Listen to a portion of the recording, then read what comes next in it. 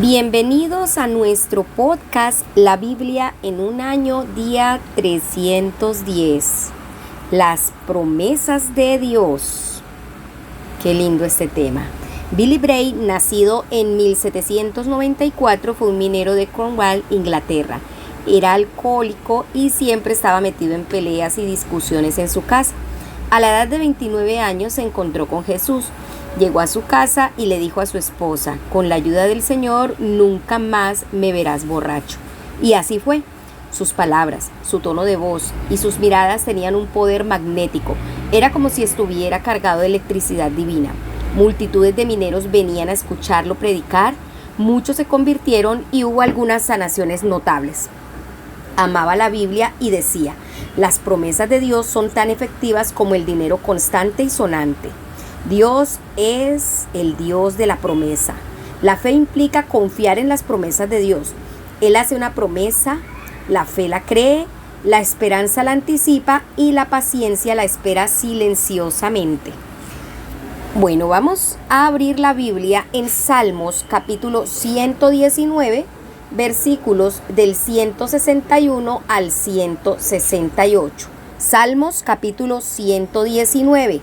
Ubíquese en el versículo 161. Vamos a leer hasta el 168 en la palabra de Dios para todos, PDT. Gente importante me ataca sin razón, pero yo solo respeto tu ley. Tu palabra me hace tan feliz como si hubiera encontrado un valioso tesoro. Odio y desprecio la mentira, pero amo tu enseñanza. 7 veces al día te alabo por tus justas órdenes. La gente que ama tus enseñanzas encontrará la paz verdadera. Nada los hará tropezar. Señor, espero tu salvación y obedezco tus mandamientos. Yo he seguido tus enseñanzas y yo las amo mucho. Cumplo tus normas e instrucciones y tú lo sabes. Primer punto. Encuentra gozo, satisfacción y paz en las promesas. El salmista dice: los que aman tus enseñanzas tienen mucha paz y no tropiezan. Recuerdo una joven atea que vino a Alfa hablando del sentimiento de desolación y de vacío en su vida. Lo que había notado es que los cristianos tenían mucha paz y reconoció que esa paz provenía de la fe. Las palabras de la Biblia son el último lugar donde mucha gente esperaría encontrar paz, satisfacción y gozo. Sin embargo, el salmista dice: yo me regocijo en tu promesa como quien halla un gran botín. Verso 162. El salmista usa muchas palabras diferentes para describir las palabras de Dios. Habla acerca de tu palabra, tu ley, tus mandamientos, tus estatutos y tus preceptos. Pero aquí describe la palabra de Dios como tu promesa. Las palabras de Dios son sus promesas para ti. Descubrirlas es como descubrir un gran tesoro. A medida que sigas cavando en ellas, encuentras más y más tesoros increíbles y hermosos. Aquello lleva al salmista a decir: 7 veces al día te alabo. Vamos a orar. Amado Señor, te alabo por los grandes tesoros que están en tus palabras.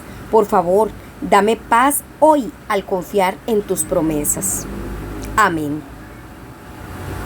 Vamos ahora a Hebreos capítulo 6, versículos del 13 hasta el capítulo 7, verso 10. Entonces, abramos la Biblia en Hebreos capítulo 6 y se ubica desde el verso 13. Dice así: Dios le hizo una promesa a Abraham y como no había nadie más grande que él por quien jurar, juró por sí mismo. Así que él se comprometió consigo mismo a cumplir esa promesa. Dios dijo: verdaderamente te bendeciré y te daré muchos descendientes. Abraham esperó con paciencia que eso se cumpliera y recibió lo prometido. Los seres humanos usan el nombre de alguien más grande que ellos para darle seriedad a una promesa. Al hacerlo así, afirman que lo dicho es verdad y eso termina toda discusión entre ellos. De igual manera, Dios quería demostrar que su promesa era confiable y que la gente iba a recibir lo prometido. Dios dijo que algo sucedería y lo afirmó con su promesa. Hay 2 cosas imposibles: que Dios mienta y que no cumpla lo que promete. Esas 2 cosas nos dan confianza a los que nos hemos refugiado en Él. Nos fortalecen para continuar en la esperanza que Dios nos da. Tenemos esa esperanza tan fuerte y segura como un ancla que nos sostiene. Nuestra esperanza llega más allá de la cortina del lugar santísimo del cielo. Jesús ya entró allí y abrió camino para nosotros, convirtiéndose para siempre en sumo sacerdote, tal como fue Melquisedec. Capítulo 7. Vamos desde el versículo 1 hasta el 10. El sacerdote Melquisedec. Este Melquisedec fue el rey de Salem y sacerdote del Dios Altísimo. Salió al encuentro de Abraham, que regresaba de derrotar a los reyes, y lo bendijo. Entonces Abraham le dio la 10ª parte de todo lo que tenía. El nombre Melquisedec tiene 2 significados: rey de justicia y rey de Salem, o sea, rey de paz. Nadie sabe de dónde salió Melquisedec. No se sabe si tuvo papá y mamá, ni se sabe tampoco del principio ni del fin de su vida. Con él sucede como el Hijo de Dios. Sigue siendo sacerdote para siempre. Fíjense en la gran importancia que tenía Melquisedec. Abraham mismo, nuestro gran antepasado, le dio la 10ª parte de todo el botín de guerra. Ahora tengamos en cuenta lo que dice la ley. La ley manda que los sacerdotes descendientes de Leví reciban la 10ª parte de los ingresos del propio pueblo. Los sacerdotes recogen esa cuota a pesar de que ellos y el pueblo son descendientes de Abraham. Melquisedec no era descendiente de Leví, pero de todos modos recibió esa 10ª parte como ofrenda de Abraham. Melquisedec bendijo a Abraham, el hombre que tenía las promesas de Dios.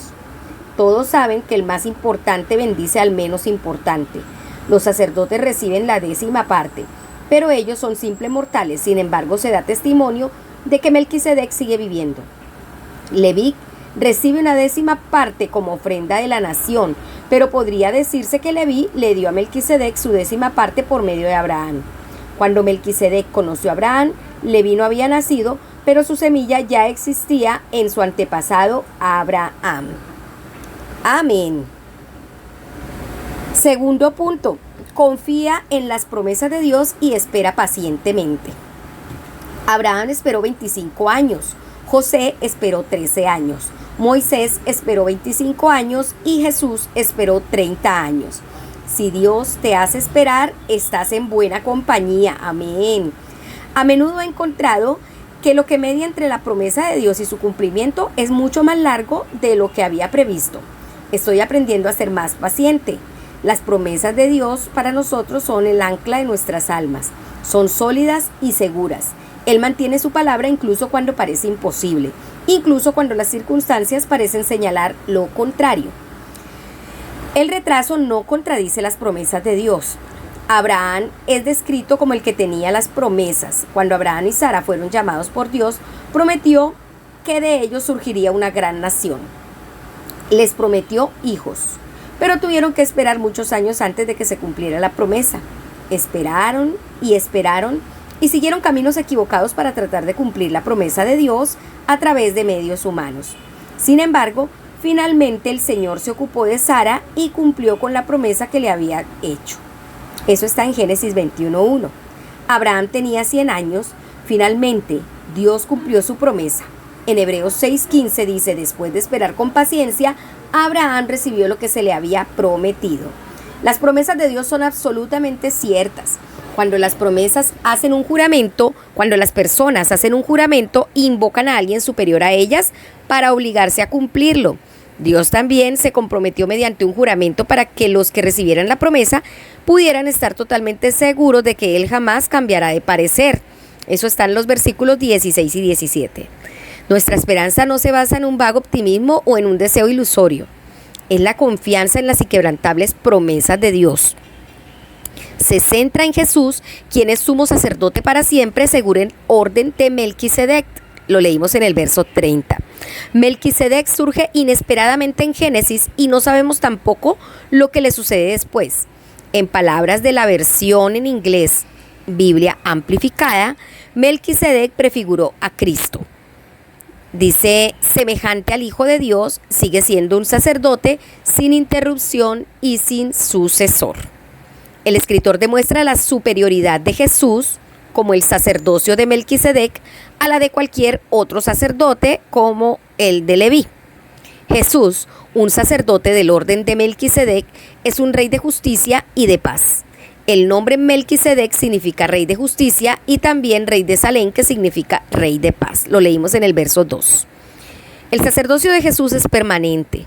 De Melquisedec no está registrado el fin de su vida. Del mismo modo, Jesús es un sacerdote vivo para siempre. El Salmo 110 también declara que el Señor es un sacerdote para siempre según el orden de Melquisedec en el verso 4. Jesús, en este caso Melquisedec, recibió un diezmo de Abraham, lo dice en Hebreos 7:4. Este diezmo espontáneo de Abraham demostró que él se dio cuenta de su propia inferioridad ante Melquisedec.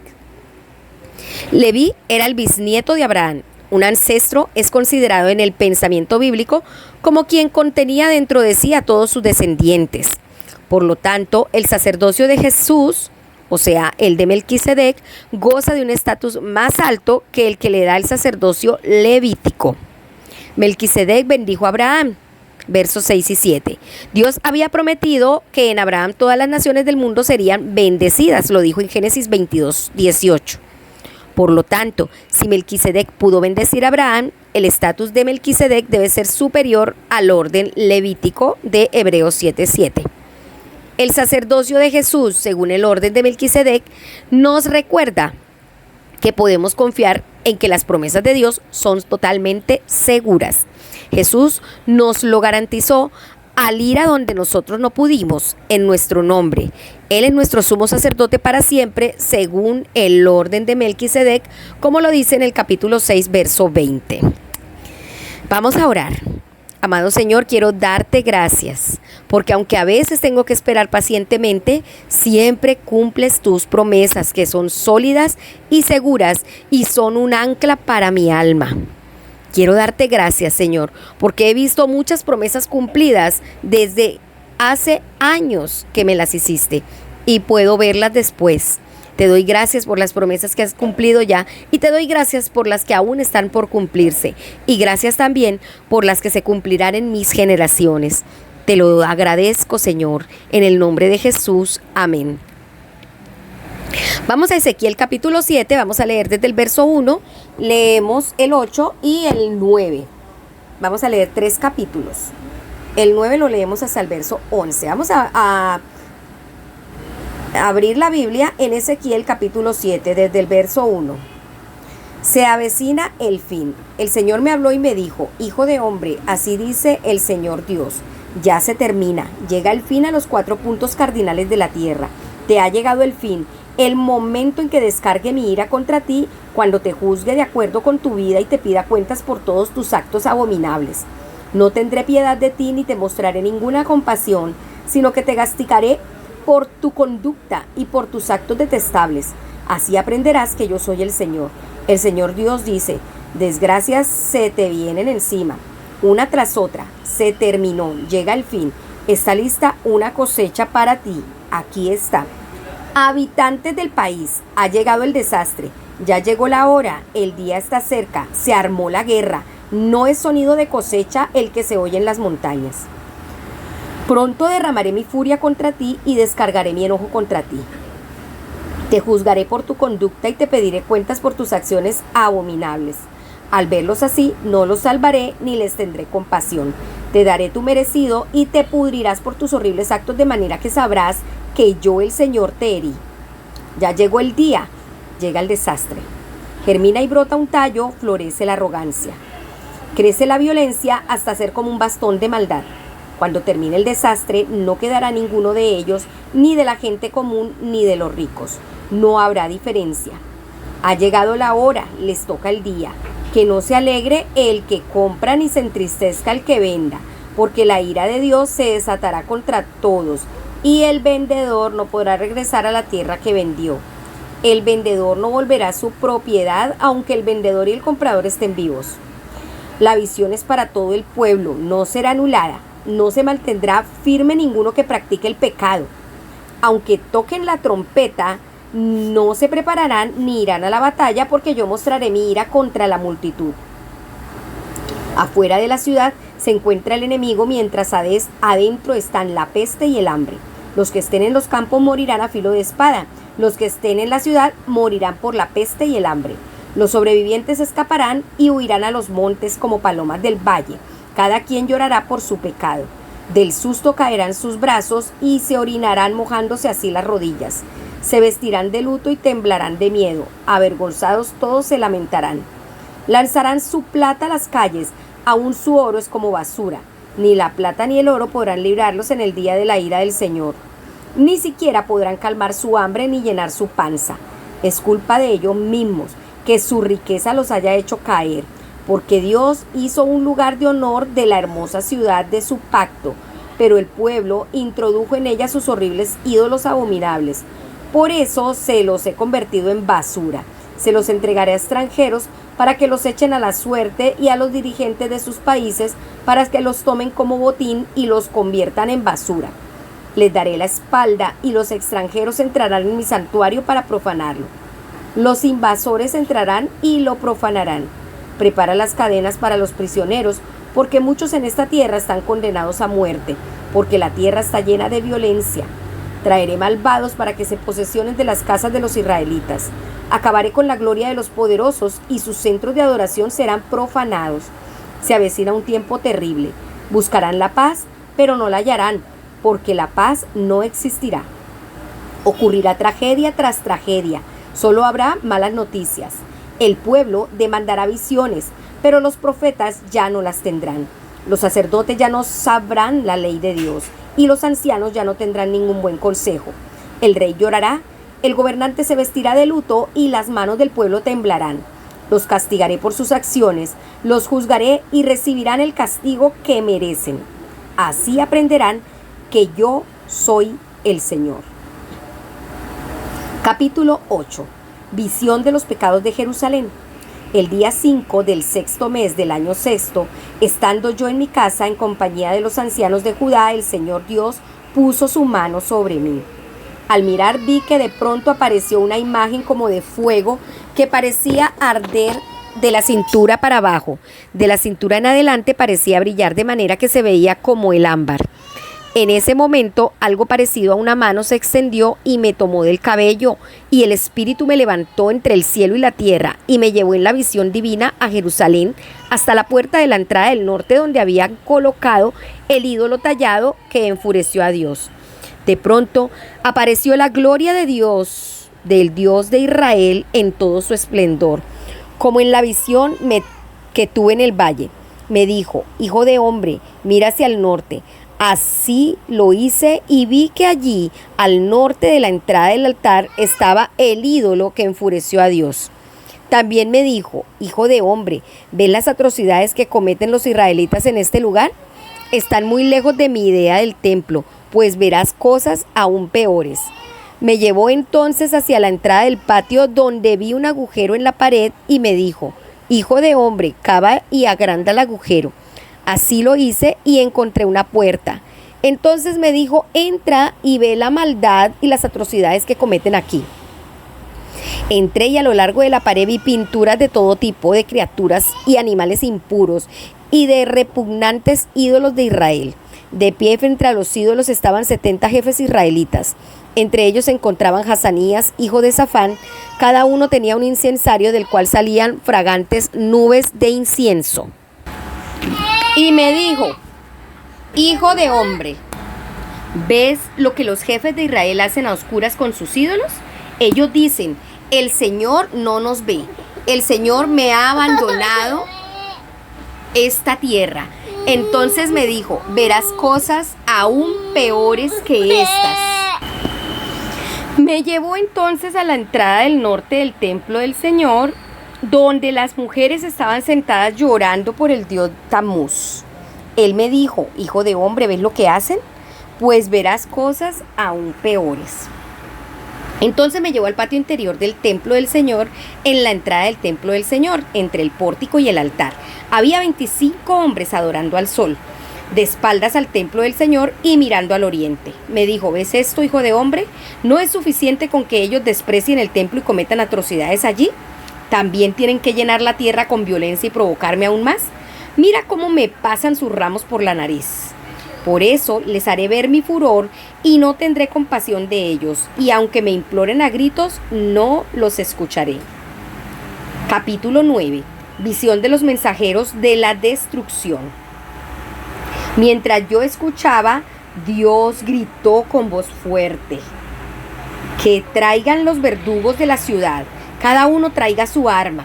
Entonces por la entrada superior que da al norte aparecieron 6 hombres llevando garrotes. Uno de ellos estaba vestido de lino con un estuche de escriba en la cintura. Entraron y se pararon cerca del altar de bronce. En ese momento la gloria de Dios de Israel salió del lugar junto a los seres alados, donde antes habían permanecido, y quedó suspendida en umbral del templo. Entonces llamó al hombre que estaba vestido de lino y que llevaba un estuche de escriba en la cintura. El Señor le dijo: ve por toda la ciudad de Jerusalén y coloca una señal en la frente de todos los que giman y se lamenten por todas las atrocidades que se están cometiendo. Oí que a los demás les dijo: vayan detrás de él y maten a todos los que no tengan la señal en la frente. No tengan piedad ni compasión. Maten a los ancianos y a los jóvenes, a las muchachas y a los niños y a las mujeres, pero no les hagan ningún daño a los que llevan la señal en la frente. Empiecen por aquí en el templo. Así que empezaron con los ancianos líderes que estaban al frente del templo. Luego les dijo: profanen el templo con la sangre de estos hombres y llenen el patio de cadáveres. Luego salgan a la ciudad y maten a todos los que no tengan la señal. Así que cuando mataron a todos, solo yo quedé. Rápidamente me postré rostro en tierra y dije: ¡ay, Señor Dios! ¿Vas a destruir lo que queda de Israel al desatar tu ira contra Jerusalén? Él me dijo: la culpa de Israel y Judá es demasiado grande. La tierra está llena de sangre y la ciudad llena de injusticia. Ellos dicen: el Señor ha abandonado esta tierra y no ve el Señor lo que está pasando. Así que yo no tendré piedad ni compasión. Los castigaré por lo que han hecho. Entonces el hombre vestido de lino con el estuche de escriba en la cintura respondió: he hecho todo lo que me ordenaste. Oh Señor. Tercer punto: escucha las promesas de Dios y piensa en ellas. Espiritualmente hablando, aquellos que se alimentan de las promesas de Dios nunca padecerán de hambre, pero mucha gente confía en las cosas equivocadas. Algunos ponen su confianza en el dinero por seguridad. Sin embargo, Dios dice que ni su oro ni su plata podrán salvarlos. Sus riquezas ni les servirán para saciar su hambre. Verso 19. Aristóteles Onassis, una de las personas más ricas del mundo, dijo al final de su vida: los millones no siempre dan la medida de lo que un hombre necesita en la vida. Muchas personas tratan de llenar el vacío dentro de ellos en formas que en última instancia no satisfacen. Están buscando alegría en lugares equivocados.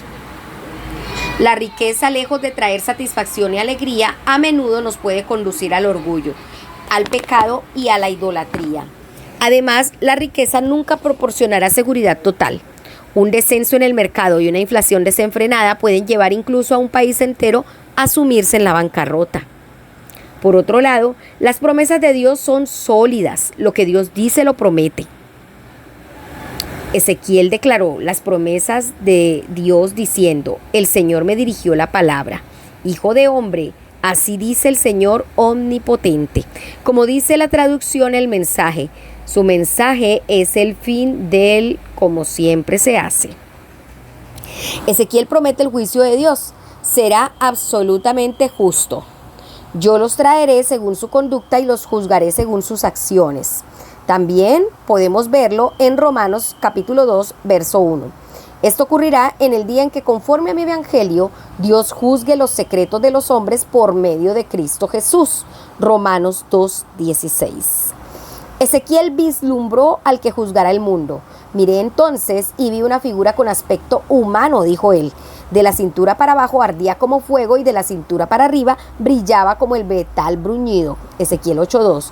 Esta descripción se aproxima a la descripción que se da de Jesús en Apocalipsis capítulo 1, versos del 10 al 16. La única manera de escapar del juicio es tener una marca en la frente, dice Ezequiel 9:4.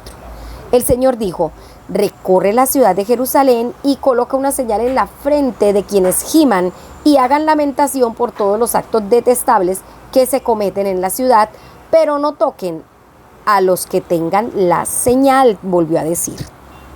¿Sí? O sea que iba a ser una diferencia entre los que son de él y los que no son de él. Pero hay una característica fuerte allí. que giman y hagan lamentación por esos actos detestables que se cometen, no que los cometan, ni tampoco que comulguen con ellos. La persona con una marca en la frente tenía una marca de protección cuando el juicio inminente se acercaba. La palabra para marca es la letra hebrea Tap, que es la última letra del alfabeto hebreo. En aquella época, esa letra se escribía con la grafía X, o sea, una cruz. ¿Y es una coincidencia? ¿O hay algún significado en el hecho de que aquellos que estaban protegidos eran los que tenían el signo de la cruz en la frente? En Apocalipsis leemos cómo el ángel clamó: no hagan daño ni a la tierra, ni al mar, ni a los árboles, hasta que hayamos puesto un sello en la frente de los siervos de nuestro Dios. ¡Aleluya! Vamos a tener ese sello. Usted puede leerlo en Apocalipsis capítulo 3, verso 7, en capítulo 9, verso 4 y en el capítulo 14, verso 1. Amados, preocupémonos por tener ese sello. Ese sello lo vamos a tener los siervos de Dios, los que oran, los que interceden, los que no están de acuerdo con las cosas del mundo y tampoco, mucho menos, las practican. Vamos a orar. Amado Señor, quiero darte gracias por haber cargado mi pecado y juicio en la cruz. Gracias por poner una marca en mi frente. Gracias porque confío en tus promesas para el futuro y tengo esta esperanza como ancla de mi alma. Gracias por salvarme y por hacer distinción entre tus hijos y los que no son. Te doy muchas gracias y te pido que esa marca quede siempre indeleble en mi frente. En el nombre de Jesús. Amén. La pastora Pipa añade, tomando Hebreos 6:15, que dice: y así, después de esperar con paciencia, Abraham recibió lo que se le había prometido. Ella dice, esperar algo es difícil. El ejemplo de Abraham es un estímulo para seguir orando, incluso cuando sentimos que nada está sucediendo. Así es, sigamos orando y esperando que las promesas de Dios se cumplen, que encontramos gozo y satisfacción y paz en sus promesas.